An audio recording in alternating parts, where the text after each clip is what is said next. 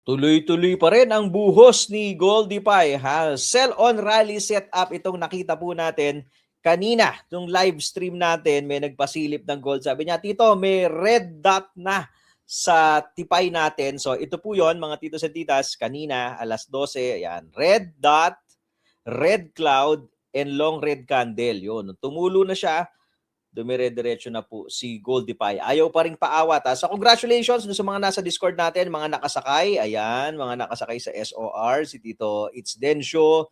Tayo nakatipi rin, nakaisa rin tayo kanina kay Goldify, and marami pa dyan yung mga sumasakay, no? At nag-aabang. Sabi nga ng isang tito natin dito, nasa Ledgi lang, nakasakay pa. Alright, what's next for Goldify? Okay. Obviously, tinagos po ito, no? Yung 30-minute time frame, tinagos itong parallel channel niya. Let's see kung sa 1 hour, nag-close na ba tayo? Okay, so we need to find the next logical support ni gold. Dahil obviously, tinagos na tong area na to. Binastos lang to kanina.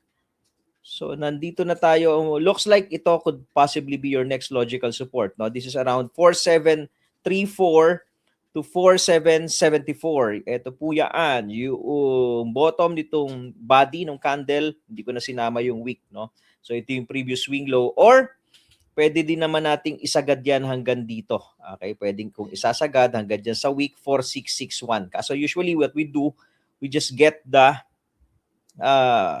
body ng candle as support. Ngayon, kung tatagusin yan, again, pwede ka mag-week, no? Pwedeng hanggang dito ka sa week, umabot sa 4,650 level ni Goldify. Tuloy-tuloy pa rin.